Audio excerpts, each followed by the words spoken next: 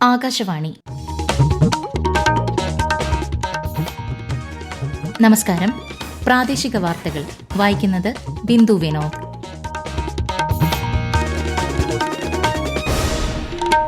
പ്രധാന വാർത്തകൾ. തദ്ദേശ തെരഞ്ഞെടുപ്പിന്റെ രണ്ടാം ഘട്ട വോട്ടെടുപ്പിൽ സംസ്ഥാനത്ത് 75% മുകളിൽ പോളിംഗ്. വോട്ടെടുപ്പ് പൊതുവെ സമാധാനപരം. വോട്ടെണ്ണൽ മറ്റന്നാൾ രാവിലെ 8 മണിക്ക് ആരംഭിക്കും. മുന്നൊരുക്കങ്ങൾ പൂർത്തിയാക്കി സംസ്ഥാന തെരഞ്ഞെടുപ്പ് കമ്മീഷൻ. പാർലമെന്റിന്റെ ഇരുസഭകളും നടപടിക്രമങ്ങൾ പൂർത്തിയാക്കി ഇന്നത്തേക്ക് പിരിഞ്ഞു. തെരഞ്ഞെടുപ്പ് പരിഷ്കരണം സംബന്ധിച്ച ചർച്ചകൾക്ക് വേദിയായി രാജ്യസഭ. 30ാമത് കേരള രാജ്യാന്തര ചലച്ചിത്രമേളയ്ക്ക് തിരുവനന്തപുരത്ത് നാളെ തിരിതെളിയും. ഇന്ത്യ ദക്ഷിണാഫ്രിക്ക 2020 ക്രിക്കറ്റ് പരമ്പരയിലെ രണ്ടാം മത്സരത്തിന് അല്പസമയത്തിനകം തുടക്കം. വാർത്തകൾ വിശദമായി. തദ്ദേശ തെരഞ്ഞെടുപ്പിന്റെ രണ്ടാം ഘട്ട വോട്ടെടുപ്പിൽ സംസ്ഥാനത്ത് ഇതുവരെ 75.49% പോളിംഗ്.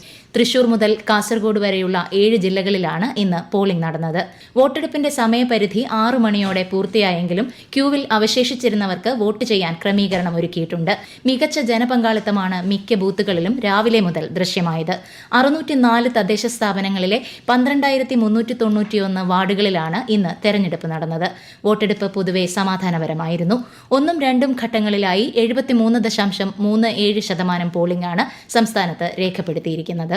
തൃശൂർ ജില്ലയിൽ 72ഉം പാലക്കാട് 75.76%, മലപ്പുറത്ത് 76.97% പോളിംഗ് രേഖപ്പെടുത്തി. കോഴിക്കോട് വോട്ടിംഗ് ശതമാനം 76.59%, വയനാട് 77.49%. കണ്ണൂരിൽ 75.9%, കാസർഗോഡ് 74.19% ഇതുവരെയുള്ള പോളിംഗ്. കോഴിക്കോട് കോർപ്പറേഷനിൽ 68.96%, കണ്ണൂർ കോർപ്പറേഷനിൽ 68.93%, തൃശൂർ കോർപ്പറേഷനിൽ 62% പേർ വോട്ട് രേഖപ്പെടുത്തി. വയനാട് ജില്ലയിലാണ് നിലവിൽ ഏറ്റവും കൂടുതൽ പോളിംഗ്. തൃശൂരാണ് പോളിംഗ് ഏറ്റവും കുറവ്. പോളിംഗ് ശതമാനത്തിന്റെ അന്തിമ കണക്കുകൾ വരും മണിക്കൂറുകളിൽ അറിയാൻ സാധിക്കും. 3 കോർപ്പറേഷനുകൾക്ക് പുറമെ 47 മുനിസിപ്പാലിറ്റികളിലും 470 ഗ്രാമപഞ്ചായത്തുകളിലും 77 ബ്ലോക്ക് പഞ്ചായത്തുകളിലും 7 ജില്ലാ പഞ്ചായത്തുകളിലുമാണ് ഇന്ന് വോട്ടെടുപ്പ് നടന്നത്. ആലപ്പുഴ മണ്ണഞ്ചേരി ഗ്രാമപഞ്ചായത്ത് 5ാം വാർഡിലെ 1ാം ബൂത്തിൽ ഇന്ന് റീപോളിംഗും നടന്നു. ഇന്ന് തദ്ദേശ തെരഞ്ഞെടുപ്പ് നടന്ന ബൂത്തുകളിൽ 2055 എണ്ണമാണ് പ്രശ്നബാധിതമായി റിപ്പോർട്ട് ചെയ്തിരുന്നത്. കാര്യമായ അനിഷ്ട സംഭവങ്ങളൊന്നും ഇവിടെ റിപ്പോർട്ട് ചെയ്തിട്ടില്ല. കൂടുതൽ വിവരങ്ങളുമായി ആകാശവാണി ലേഖകൻ സ്മിതി എം പള്ളുരുത്തി. വൻതോതിലുള്ള അനിഷ്ട സംഭവങ്ങളൊന്നും റിപ്പോർട്ട് ചെയ്യാതെയാണ് പ്രശ്നബാധിതമായി കണക്കാക്കിയിരുന്ന ബൂത്തുകളിൽ ഇന്ന് വോട്ടെടുപ്പ് പുരോഗമിച്ചത്. ഇന്ന് വോട്ടെടുപ്പ് നടത്തിയ 18,274 ബൂത്തുകളിൽ 2055 എണ്ണമാണ് പ്രശ്നബാധിത ബൂത്തുകളായി റിപ്പോർട്ട് ചെയ്തിരുന്നത്. അതീവ സുരക്ഷാ ക്രമീകരണങ്ങൾ, വെബ്കാസ്റ്റിംഗ് എന്നിവ ഒരുക്കിയിരുന്ന ഈ ബൂത്തുകളിൽ അധിക പോലീസ് വിന്യാസവും ഉണ്ടായിരുന്നുവെന്ന് സംസ്ഥാന തെരഞ്ഞെടുപ്പ് കമ്മീഷൻ വൃത്തങ്ങൾ തിരുവനന്തപുരത്ത് അറിയിച്ചു. കമ്മീഷൻ ഇവ നേരിട്ട് നിരീക്ഷിക്കുകയും ചെയ്തിരുന്നു. പാലക്കാട് ജില്ലയിലെ അട്ടപ്പാടിയിൽ സുരക്ഷ അതിശക്തമാക്കിയിരുന്നു. ഒരു കമ്പനി കേന്ദ്രസേനയെ ഇവിടെ പ്രത്യേകമായി വിനിയോഗിച്ചിരുന്നു. കണ്ണൂർ ജില്ലയിൽ 3100 കേന്ദ്ര പോലീസ് സേനാംഗങ്ങളെയും പ്രത്യേകമായി വിനിയോഗിച്ചിരുന്നു. കണ്ണൂർ ജില്ലയിൽ മികച്ച പോളിംഗ്. ജില്ലയിലെ നഗരമേഖലയിലും ഗ്രാമീണ തലത്തിലും വലിയ തോതിലുള്ള ജനപങ്കാളിത്തമാണ് വോട്ടെടുപ്പിൽ ഉടനീളം ദൃശ്യമായത്. കണ്ണൂരിൽ പോളിംഗ് പൊതുവെ സമാധാനപരമായിരുന്നു.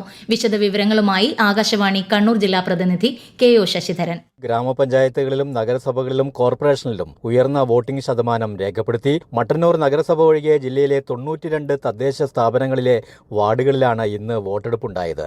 രാവിലെ മുതൽ തന്നെ ചില ബൂത്തുകൾക്ക് മുന്നിൽ വോട്ടർമാരുടെ വലിയ നിര ദൃശ്യമായിരുന്നു. വൈകിട്ട് 6 മണിക്ക് ശേഷവും ചില ബൂത്തുകളിൽ വോട്ടർമാരുടെ വരി കാണാം. വോട്ടെടുപ്പ് പൊതുവെ സമാധാനപരമായിരുന്നു എങ്കിലും ചില ബൂത്തുകളിൽ നേരിയ തോതിലുള്ള സംഘർഷമുണ്ടായി. ആകെ 5472 സ്ഥാനാർത്ഥികളാണ് ജില്ലയിൽ മത്സരിക്കുന്നത്. തൃശൂർ ജില്ലയിൽ പോളിംഗ് മിക്കയിടങ്ങളിലും പൂർത്തിയായി. അല്പം ചില അനിഷ്ട സംഭവങ്ങൾ ഒഴിച്ചാൽ വോട്ടെടുപ്പ് പൊതുവെ സമാധാനപരമായിരുന്നു. വിശദാംശങ്ങളുമായി ആകാശവാണി തൃശൂർ ജില്ലാ പ്രതിനിധി ഭരിത പ്രതാപ്. രാവിലെ 7 മണിക്ക് ആരംഭിച്ച വോട്ടിംഗ് ജില്ലയിൽ ഏറെക്കുറെ പൂർത്തിയായി കഴിഞ്ഞു. എന്നാൽ ചിലയിടങ്ങളിൽ മെഷീൻ തകരാറായ ചില സ്ഥലങ്ങളിൽ സമയം നീട്ടി നൽകിക്കൊണ്ട് വോട്ടിംഗ് ഇപ്പോഴും പുരോഗമിക്കുകയാണ്. വടക്കാഞ്ചേരി നഗരസഭയിൽ 20ാം വാർഡ് ഡിവിഷനിൽ കള്ളവോട്ട് ചെയ്യാൻ ശ്രമിച്ച അൻവർ എന്ന വ്യക്തിയെ താൽക്കാലികമായി കരുതൽ തടങ്കലിലാക്കിയിട്ടുണ്ട്. അതുപോലെ നെടുപുഴയിൽ ഒരാൾ കള്ളവോട്ട് ചെയ്തു എന്നുള്ള അറിയിപ്പും ലഭിച്ചിട്ടുണ്ട്. എന്നിങ്ങനെ 1-2 അനിഷ്ട സംഭവങ്ങൾ ഒഴിച്ചാൽ പൊതുവെ സമാധാനപരമായിരുന്നു ജില്ലയിലെ വോട്ടിംഗ്. BJP വലിയ രീതിയിൽ പ്രതീക്ഷയർപ്പിക്കുന്ന ഇടം കൂടിയാണ് തൃശൂർ. പോളിംഗ് ഉയരുന്നത് തങ്ങൾക്ക് നേട്ടമാകുമെന്നാണ് UDFന്റെ പ്രതീക്ഷ. LDF ആവട്ടെ തങ്ങളുടെ സ്ഥിരം വോട്ടുകൾ കൃത്യമായി പെട്ടിയിൽ വീഴുമെന്ന ഉറപ്പിൽ തന്നെയാണ് നീങ്ങുന്നത്. എന്തായാലും തൃശൂരിന്റെ ജനം ആർക്കൊപ്പം കൊടി പാറിക്കുമെന്ന് നമുക്ക് കാത്തിരുന്നു കാണാം. പാലക്കാട് ജില്ലയിലും വോട്ടർമാരുടെ ഭാഗത്തു നിന്നും മികച്ച പ്രതികരണമാണ് ഉണ്ടായത്. ചിറ്റൂർ തത്തമംഗലം നഗരസഭയിൽ 80% മുകളിലാണ് പോളിംഗ്. പട്ടാമ്പി ചെർപ്പുളശ്ശേരി നഗരസഭകളിലും പോളിംഗ് 75% മുകളിലെത്തി. വിശദാംശങ്ങളുമായി ആകാശവാണി പാലക്കാട് ജില്ലാ പ്രതിനിധി ഫൈസൽ അലിമുത്ത്. അവസാന മണിക്കൂറിൽ തിരക്ക് കുറവായതിനാൽ ജില്ലയിൽ ബഹുഭൂരിപക്ഷം ബൂത്തുകളിലും കൃത്യസമയത്ത് തന്നെ പോളിംഗ് അവസാനിച്ചു. 88 പഞ്ചായത്തുകളിലെ 1590 വാർഡുകളിലും 7 നഗരസഭകളിലെ 249 വാർഡുകളിലുമാണ് തെരഞ്ഞെടുപ്പ് നടന്നത്. 13 ബ്ലോക്ക് പഞ്ചായത്തുകളിലെ 183 ഡിവിഷനുകളിലും ജില്ലാ പഞ്ചായത്തിലെ 31 ഡിവിഷനുകളിലും വോട്ടിംഗ് നടന്നു. 6724 സ്ഥാനാർത്ഥികളാണ് ജില്ലയിൽ ജനവിധി തേടിയത്. 284 ബൂത്തുകൾ പ്രശ്നബാധിത ബൂത്തുകളായി കണ്ടെത്തിയിരുന്നെങ്കിലും ഇവിടങ്ങളിൽ അനിഷ്ട സംഭവങ്ങളൊന്നും റിപ്പോർട്ട് ചെയ്തിട്ടില്ല. ഭിന്നശേഷിക്കാർ, പ്രായമായവർ, രോഗബാധിതർ തുടങ്ങിയവർക്ക് ബൂത്തുകളിൽ പ്രത്യേക പരിഗണന നൽകിയിരുന്നു. ഹരിതചട്ടം പാലിച്ചാണ് തെരഞ്ഞെടുപ്പ് അവസാനിച്ചത്. കാസർഗോഡ് മംഗൽപാടി മടിക്കൈ ഗ്രാമപഞ്ചായത്തുകളിലെ ഓരോ വാർഡിലും, കണ്ണൂർ ആന്തൂർ മുനിസിപ്പാലിറ്റിയിലെ 5 വാർഡുകളിലും, കണ്ണപുരം മലപ്പട്ടം ഗ്രാമപഞ്ചായത്തുകളിലുമായി 9 വാർഡുകളിലും സ്ഥാനാർത്ഥികൾ എതിരില്ലാതെ തിരഞ്ഞെടുക്കപ്പെട്ടതിനാൽ ഈ വാർഡുകളിലേക്ക് ഇന്ന് വോട്ടെടുപ്പ് ഉണ്ടായിരുന്നില്ല. മലപ്പുറം മൂത്തേടം പഞ്ചായത്തിലെ പായമ്പാടം 7ാം വാർഡിലെ സ്ഥാനാർത്ഥി മരണപ്പെട്ടതിനാൽ ആ വാർഡിലെ വോട്ടെടുപ്പും മാറ്റിവെച്ചിരിക്കുകയാണ്. തദ്ദേശ തെരഞ്ഞെടുപ്പിന്റെ വോട്ടെണ്ണൽ മറ്റന്നാൾ രാവിലെ 8 മണിക്ക് ആരംഭിക്കും. സംസ്ഥാനത്താകെ 244 വോട്ടെണ്ണൽ കേന്ദ്രങ്ങളാണ് സജ്ജമാക്കിയിരിക്കുന്നത്. ആദ്യം പോസ്റ്റൽ ബാലറ്റുകൾ എണ്ണിത്തുടങ്ങും. തുടർന്ന് വോട്ടിംഗ് മെഷീനുകളിലെ വോട്ടുകൾ എണ്ണും. ഒരു വാർഡിലെ എല്ലാ പോളിംഗ് സ്റ്റേഷനുകളുടെയും മെഷീനുകൾ ഒരു ടേബിളിൽ തന്നെ ആയിരിക്കും എണ്ണുക. ത്രിതല പഞ്ചായത്തുകൾക്ക് ബ്ലോക്ക് പഞ്ചായത്ത് തലത്തിലും മുനിസിപ്പാലിറ്റി, കോർപ്പറേഷൻ എന്നിവയ്ക്ക് അതത് സ്ഥാപന തലത്തിലുമാണ് വോട്ടെണ്ണൽ കേന്ദ്രങ്ങൾ. സ്ഥാനാർത്ഥികളുടെയോ ഏജന്റുമാരുടെയോ സാന്നിധ്യത്തിലായിരിക്കും വോട്ടെണ്ണൽ നടക്കുക.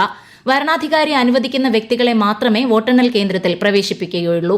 വോട്ടെടുപ്പ് പൂർത്തിയായ ശേഷം പോളിംഗ് സാധനങ്ങളും EVM-ഉം വിതരണ കേന്ദ്രങ്ങളിൽ സജ്ജമാക്കിയിട്ടുള്ള സ്ട്രോങ് റൂമുകളിലാണ് സൂക്ഷിക്കുക. വോട്ടെണ്ണൽ നടക്കുന്ന ഡിസംബർ 13-ന് എല്ലാ സർക്കാർ ട്രഷറികളും തുറന്നു പ്രവർത്തിക്കുന്നതിന് ട്രഷറി ഡയറക്ടർക്ക് സംസ്ഥാന തെരഞ്ഞെടുപ്പ് കമ്മീഷൻ നിർദ്ദേശം നൽകി. തെരഞ്ഞെടുപ്പ് രേഖകൾ സർക്കാർ ട്രഷറികളുടെ സ്ട്രോങ് റൂമുകളിൽ സൂക്ഷിക്കുന്നതിനായാണ് ഈ നടപടി.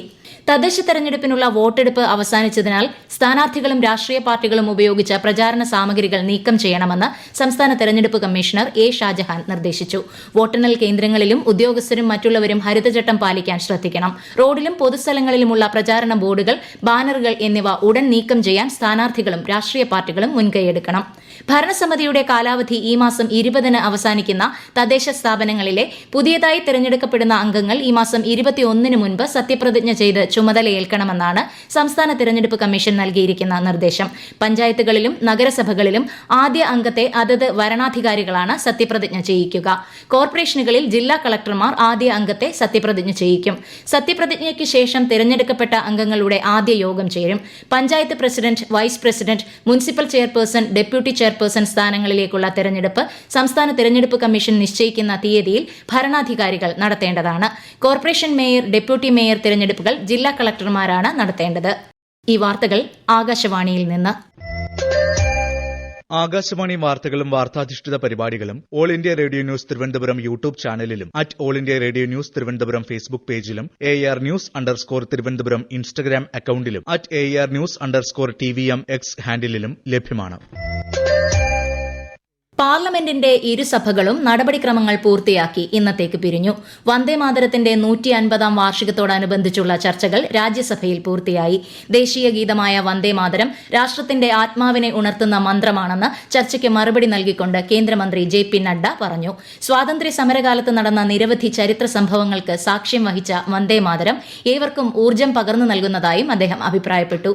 ചർച്ചയിലൂടെ മുൻ പ്രധാനമന്ത്രി ജവഹർലാൽ നെഹ്റുവിന്റെ പ്രതിച്ഛായ തകർക്കാനുള്ള ശ്രമങ്ങൾ ഭരണപക്ഷം നടത്തുന്നു എന്ന കോൺഗ്രസിന്റെ ആരോപണത്തിനും ശ്രീ നഡ്ഡ മറുപടി നൽകി. നെഹ്റുവിനെ ഇകഴ്ത്താനല്ല, മറിച്ച് ചരിത്രം നേരായ രീതിയിൽ രേഖപ്പെടുത്താനാണ് സർക്കാരിന്റെ ശ്രമമെന്ന് അദ്ദേഹം പറഞ്ഞു. കഴിഞ്ഞ 2 ദിവസങ്ങളിലായി 80-ലധികം അംഗങ്ങളാണ് വന്ദേമാതരം ചർച്ചയിൽ പങ്കെടുത്തത്. തെരഞ്ഞെടുപ്പ് പരിഷ്കരണങ്ങളെക്കുറിച്ചുള്ള ചർച്ചകളും രാജ്യസഭയിൽ ഇന്ന് നടന്നു. തെരഞ്ഞെടുപ്പ് കമ്മീഷന്റെ വിശ്വാസ്യത നഷ്ടപ്പെടുന്നത് ജനാധിപത്യ സ്ഥാപനങ്ങളെ ദുർബലപ്പെടുത്തുമെന്നും വിശ്വാസ്യത വീണ്ടെടുക്കാൻ തെരഞ്ഞെടുപ്പ് കമ്മീഷൻ ശ്രമിക്കണമെന്നും ചർച്ചയ്ക്ക് തുടക്കം കുറിച്ച് കോൺഗ്രസ് MP അജയ് മാക്കൻ പറഞ്ഞു. തെരഞ്ഞെടുപ്പ് പരിഷ്കരണങ്ങൾക്ക് കോൺഗ്രസ് ഭരണകാലത്ത് വേണ്ടത്ര പരിഗണന നൽകിയിരുന്നില്ലെന്ന് BJP നേതാവ് സുധാംശു ത്രിവേദി ചർച്ചയിൽ ആരോപിച്ചു. ഇലക്ട്രൽ ബോണ്ടുകൾ തെരഞ്ഞെടുപ്പ് സംവിധാനത്തിൽ സുതാര്യത കൊണ്ടുവന്നതായും അദ്ദേഹം പറഞ്ഞു. തെരഞ്ഞെടുപ്പ് പരിഷ്കരണം സംബന്ധിച്ച ചർച്ചകൾക്ക് കേന്ദ്ര ആഭ്യന്തരമന്ത്രി അമിത്ഷാ ഇന്നലെ ലോക്സഭയിൽ മറുപടി നൽകിയിരുന്നു. 30ാമത് കേരള രാജ്യാന്തര ചലച്ചിത്രമേളയ്ക്ക് നാളെ തിരുവനന്തപുരത്ത് തിരിതെളിയും. നിശാഗന്ധി ഓഡിറ്റോറിയത്തിൽ വൈകുന്നേരം 6 മണിക്കാണ് ഉദ്ഘാടന ചടങ്ങ്. കൂടുതൽ വിവരങ്ങളുമായി ആകാശവാണി തിരുവനന്തപുരം ജില്ലാ പ്രതിനിധി രജു കോലിയക്കോട്. നാളെ മുതൽ 19 വരെ തലസ്ഥാന നഗരിയിൽ നടക്കുന്ന 30ാമത് കേരള രാജ്യാന്തര ചലച്ചിത്രമേളയിൽ 26 വ്യത്യസ്ത വിഭാഗങ്ങളിലായി 82 രാജ്യങ്ങളിൽ നിന്നുള്ള 206 ചിത്രങ്ങൾ പ്രദർശിപ്പിക്കും. നഗരത്തിലെ 16 തിയേറ്ററുകളിലായി നടക്കുന്ന ചലച്ചിത്രമേളയിൽ 13,000-ലധികം ഡെലിഗേറ്റുകളും 200ഓളം ചലച്ചിത്ര പ്രവർത്തകരും പങ്കെടുക്കും. ആൻമേരി ജാസിർ സംവിധാനം ചെയ്ത പലസ്തീൻ 36 ആണ് മേളയുടെ ഉദ്ഘാടന ചിത്രം. ലൈഫ് ടൈം അച്ചീവ്മെന്റ് പുരസ്കാരം ആഫ്രിക്കൻ സംവിധായകൻ അബ്ദുറഹ്മാനെ സിസാക്കോയ്ക്കും spirit of cinema award Canadian ചലച്ചിത്രകാരി കെല്ലി ഫൈഫ് മാർഷലിനും സമ്മാനിക്കും. വിഖ്യാത ഇറാനിയൻ സംവിധായകൻ മുഹമ്മദ് റസൂലോഫാണ് ഇത്തവണത്തെ മേളയുടെ ജൂറി ചെയർപേഴ്സൺ. ചലച്ചിത്രമേളയുടെ ഡെലിഗേറ്റ് പാസ് വിതരണം ഇന്ന് ആരംഭിച്ചു. ആദ്യ ഡെലിഗേറ്റ് കിറ്റ് നടിയും സംസ്ഥാന ചലച്ചിത്ര അവാർഡ് ജേതാവുമായ ലിജോമോൾ ജോസ് ഏറ്റുവാങ്ങി. 30ാമത് കേരള രാജ്യാന്തര ചലച്ചിത്രമേളയുടെ മീഡിയ സെൽ പ്രവർത്തനം ആരംഭിച്ചു. ടാഗോർ തിയേറ്ററിൽ നടന്ന ചടങ്ങിൽ മുൻ chief secretary K Jayakumar media cell ഉദ്ഘാടനം ചെയ്തു. IFFK മീഡിയ പാസും കിറ്റും നാളെ രാവിലെ 9:30 മുതൽ മീഡിയ സെല്ലിൽ നിന്നും വിതരണം ചെയ്യും. ശബരിമല മണ്ഡല പൂജയ്ക്കുള്ള വെർച്വൽ ക്യൂ ബുക്കിംഗ് ആരംഭിച്ചു. ഇന്ന് വൈകിട്ട് 5 വരെയുള്ള കണക്കനുസരിച്ച് സന്നിധാനത്ത് 64,287 പേർ ദർശനം നടത്തി. വിശദാംശങ്ങളുമായി ആകാശവാണി പത്തനംതിട്ട ജില്ലാ പ്രതിനിധി ശ്രീജി എസ് ശ്രീധർ. മണ്ഡലപൂജയ്ക്ക് 15 ദിനങ്ങൾ ബാക്കി നിൽക്കെ ശബരിമല മണ്ഡലപൂജയ്ക്കുള്ള വെർച്വൽ ക്യൂ ബുക്കിംഗ് ഇന്ന് വൈകിട്ട് മുതൽ ആരംഭിച്ചു. ഈ മാസം 26, 27 തീയതികളിലേക്കുള്ള വെർച്വൽ ക്യൂ ബുക്കിംഗ് ആണ് ആരംഭിച്ചത്. ശബരിമല online.org എന്ന വെബ്സൈറ്റിലൂടെയാണ് ദർശനത്തിനായി സ്ലോട്ടുകൾ ബുക്ക് ചെയ്യേണ്ടത്. 26-ന് 30,000 പേർക്കും 27-ന് 35,000 പേർക്കും വെർച്വൽ ക്യൂ വഴി ദർശനത്തിനും കൂടാതെ സ്പോട്ട് ബുക്കിംഗ് വഴി 5,000 പേർക്കുമായിരിക്കും ഈ ദിനങ്ങളിൽ ദർശനം അനുവദിക്കുക.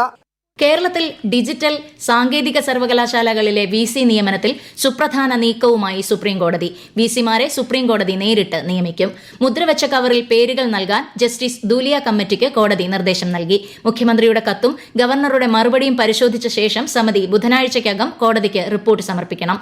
കേസ് സുപ്രീംകോടതി വ്യാഴാഴ്ച വീണ്ടും പരിഗണിക്കും. VC നിയമനത്തിൽ സുപ്രീംകോടതിയുടെ തീരുമാനത്തോട് സംസ്ഥാന സർക്കാർ പൂർണ്ണമായും യോജിക്കുന്നതായി മന്ത്രി P. രാജീവ്. ജസ്റ്റിസ് ദുലിയ നൽകുന്ന പട്ടിക സർക്കാർ അംഗീകരിക്കുമെന്നും അദ്ദേഹം തിരുവനന്തപുരത്ത് മാധ്യമങ്ങളോട് പറഞ്ഞു. യോഗ്യരായവരെ തന്നെ നിയമിക്കുമെന്നാണ് പ്രതീക്ഷിക്കുന്നത്.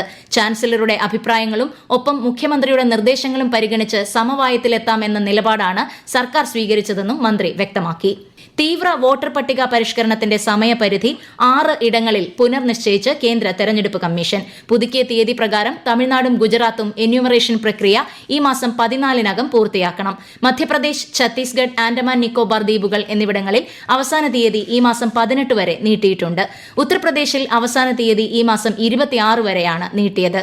കേരളം ഉൾപ്പെടെ 12 സംസ്ഥാനങ്ങളിലും കേന്ദ്രഭരണ പ്രദേശങ്ങളിലുമാണ് 2ാം ഘട്ട തീവ്ര വോട്ടർ പട്ടിക പരിഷ്കരണം നടക്കുന്നത്. കൊച്ചി മുസിരിസ് ബിനാലെ 6ാം പതിപ്പിന് നാളെ തുടക്കം. ഫോർട്ട് കൊച്ചി പരേഡ് ഗ്രൌണ്ടിൽ വൈകിട്ട് 5:30-ന് മുഖ്യമന്ത്രി പിണറായി വിജയൻ ബിനാലെ ഉദ്ഘാടനം ചെയ്യും. അവിസ്മരണീയ കലാനുഭവങ്ങളാണ് ബിനാലെയിൽ സന്ദർശകരെ കാത്തിരിക്കുന്നത്. 2026 മാർച്ച് 31-നാണ് ബിനാലെയുടെ സമാപനം. ഇന്ത്യ ദക്ഷിണാഫ്രിക്ക 2020 ക്രിക്കറ്റ് പരമ്പരയിലെ 2ാം മത്സരത്തിന് അല്പസമയത്തിനകം തുടക്കമാകും. ന്യൂ ചണ്ഡീഗഡ് സ്റ്റേഡിയത്തിൽ രാത്രി 7 മണിക്കാണ് മത്സരം ആരംഭിക്കുക. ആദ്യ മത്സരത്തിൽ ദക്ഷിണാഫ്രിക്കയെ തകർത്ത വൻ വിജയത്തിന്റെ ആത്മവിശ്വാസത്തിലാണ് സൂര്യകുമാർ യാദവിന്റെ നേതൃത്വത്തിലുള്ള ടീം ഇന്ത്യ ഇന്ന് കളിക്കളത്തിലിറങ്ങുന്നത്. രാജ്യത്തെ ഓഹരി വിപണികളിൽ നേട്ടം. ബോംബെ ഓഹരി സൂചിക സെൻസെക്സ് 427 പോയിന്റ് ഉയർന്ന് 84,818-ലും ദേശീയ ഓഹരി സൂചിക നിഫ്റ്റി 141 പോയിന്റ് നേട്ടത്തിൽ 25,899-ലും വ്യാപാരം അവസാനിപ്പിച്ചു. പവന് 95,880 രൂപയും ഗ്രാമിന് 11,985 രൂപയുമാണ് ഇന്നത്തെ സ്വർണ്ണവില. നാവികസേനാ ദിനാഘോഷങ്ങൾക്ക് ശേഷം കൊച്ചിയിലെ ദക്ഷിണ നാവിക കമാൻഡിന്റെ നേതൃത്വത്തിൽ 2 ദിവസത്തെ ശുചീകരണ യജ്ഞം തിരുവനന്തപുരം ശംഖുമുഖം ബീച്ചിൽ സംഘടിപ്പിച്ചു. നാവിക കമാൻഡിന് കീഴിലുള്ള വിവിധ യൂണിറ്റുകളിൽ നിന്നുള്ള 74 നാവികർ ശുചീകരണ പരിപാടിയിൽ പങ്കെടുത്തു. പ്രധാന വാർത്തകൾ വീണ്ടും. തദ്ദേശ തെരഞ്ഞെടുപ്പിന്റെ 2ാം ഘട്ട വോട്ടെടുപ്പിൽ സംസ്ഥാനത്ത് 75% മുകളിൽ പോളിംഗ്. വോട്ടെടുപ്പ് പൊതുവെ സമാധാനപരം. വോട്ടെണ്ണൽ മറ്റന്നാൾ രാവിലെ 8 മണിക്ക് ആരംഭിക്കും.